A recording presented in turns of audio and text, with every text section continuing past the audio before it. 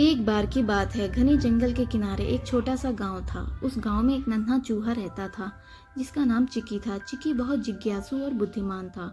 उसे नई नई चीजें सीखने का बहुत शौक था। एक दिन चिक्की गांव के बड़े पुस्तकालय में चला गया। वहां उसने एक पुरानी धूल से भरी किताब देखी। जैसे ही चिक्की ने उस किताब को खोला, एक तेज रोशनी चमकी और चिक्की अचानक एक अजीब जगह पर पहुंच गया। वह एक रंग बिरंगी दुनिया थी जहाँ पेड़ आपस में बातें कर रहे थे, नदियाँ गीत गा रही थी। तभी एक खरगोश जिसका नाम टोपी था चिक्की के पास आया और बोला, तुम कौन हो, यहाँ कैसे आए? चिक्की ने सारी बात बताई। टोपी हंसकर बोला, अच्छा तो तुम जादुई किताब से आए हो, लेकिन यहाँ से बाहर जाने के लिए तुम्हें 3 परीक्षाएं पास करनी होंगी। पहली परीक्षा, बुद्धिमानी की परीक्षा। टोपी ने चिक्की को एक तालाब के पास ले जाकर 3 रंग बिरंगे पत्थर दिखाए और कहा, इनमें से कौन सा पत्थर असली हीरा है? चिक्की ने ध्यान से पत्थरों को देखा और पानी में डाल दिया। 2 पत्थर डूब गए, लेकिन एक तैरने लगा। चिक्की मुस्कुराया और कहा, जो तैर रहा है वही असली हीरा है, क्योंकि असली हीरा बहुत हल्का होता है।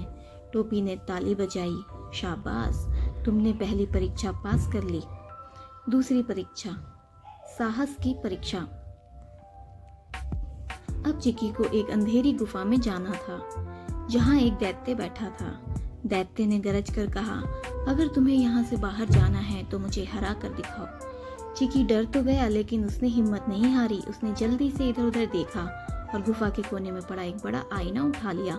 जैसे ही दैत्य ने चिक्की को पकड़ने के लिए हाथ बढ़ाया, चिक्की ने आईना उसके सामने कर दिया। दैत्य ने खुद को आईने में देखा और डर के मारे चिल्लाया, ओह, ये कौन है? मैं इससे लड़ नहीं सकता। और वह वहां से भाग गया। टोपी खुशी से उछल पड़ा, वाह चिक्की, तुमने दूसरी परीक्षा भी पास कर ली। तीसरी परीक्षा, दयालुता की परीक्षा। अब आखिरी परीक्षा बची थी। चिक्की को एक घायल चिड़िया को बचाना था जिसे कांटे की झाड़ी में फंस गई थी। चिक्की ने अपनी नुकीली दांतों से झाड़ी काटी और चिड़िया को धीरे धीरे बाहर निकाला। चिड़िया ने खुश होकर कहा, धन्यवाद नन्हे दोस्त, तुम सच में बहुत अच्छे हो। टोपी ने तालियां बजाई, बधाई हो, तुमने तीनों परीक्षाएं पास कर ली। अब तुम घर जा सकते हो। जैसे ही चिक्की ने जादुई किताब को फिर से खोला, एक तेज रोशनी चमकी और वह फिर से अपने गांव की लाइब्रेरी में आ गया। उस दिन के बाद चिक्की और भी समझदार और बहादुर बन गया। अब वह हमेशा अपने दोस्तों को सिखाता था कि बुद्धिमानी, साहस और दयालुता से हर मुश्किल को हल किया जा सकता है। और इस तरह नन्हे चूहे की जादुई दुनिया की यात्रा समाप्त हुई।